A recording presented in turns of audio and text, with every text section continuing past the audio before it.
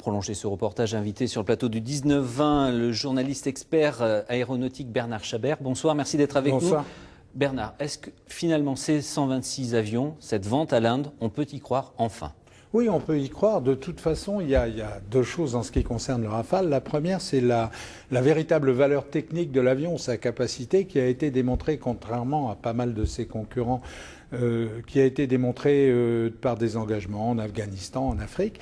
Et donc, on sait que le produit est un très bon produit, mais comme c'est un très bon produit, il est cher. En plus, avec les Indiens, la deuxième chose, c'est que les Indiens sont des virtuoses en matière de bureaucratie.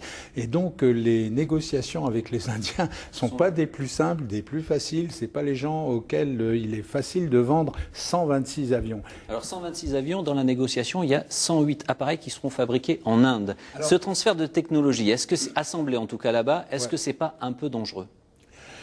On peut dire que c'est dangereux. C'est bon. Alors il y a deux choses là aussi. Il y a premièrement le fait de savoir faire certaines choses.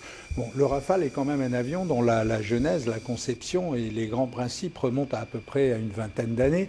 Par conséquent, on peut dire que c'est pas de la vieille technologie, mais que on ne se démunit pas trop en laissant assembler des avions comme cela ailleurs que chez nous. Maintenant, d'un autre côté, c'est vrai que ça fait du travail en moins. Les avions qui seront assemblés en Inde ne seront pas assemblés en France, et voilà. Alors, il y a un pari qui est pris par l'État, mais depuis de nombreuses années, il n'est pas question de parler de politique, il est question de parler d'industrie. C'est qu'en gros, la France a dit, nous, on va acheter 26 derniers appareils, après il faut obligatoirement que vous les exportiez, sans quoi ça s'arrête, et le budget de l'armée pourrait être revu à la baisse. Absolument, et là on est dans un problème. On finance notre propre équipement, on est dans une période où on finance notre propre équipement, l'équipement national des forces françaises, avec des promesses d'export, avec des tentatives d'export. Et donc, on est dans une situation, c'est un peu du poker. Mais là, bon, pour ce qui concerne le marché avec l'Inde et éventuellement derrière le marché avec le Qatar, on peut penser raisonnablement qu'on est quand même au bout de la ligne droite. C'est pas encore gagné. On l'a vu avec le Brésil, on l'a vu dans diverses occasions.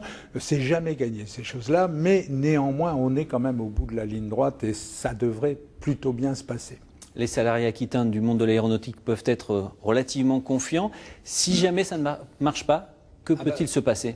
Si ça marche ça veut dire pas, qu'il y a des incidences pour tout le bassin de l'économie du Sud-Ouest. Bien évidemment, et même plus que ça pour l'ensemble de l'industrie aérospatiale française. Bon, certes, le Rafale n'est qu'une partie de cette industrie, puisqu'aujourd'hui, le plus gros des chiffres d'affaires sont faits par Airbus, mais néanmoins, le Rafale, c'est un avion franco-français, c'est un avion qui est un remorqueur technologique et scientifique, et donc il faut avoir des programmes comme cela pour que l'ensemble de l'industrie reste au meilleur niveau mondial. Merci beaucoup Bernard Chabert d'être venu apporter votre éclairage sur le plateau du 19-20 en Aquitaine.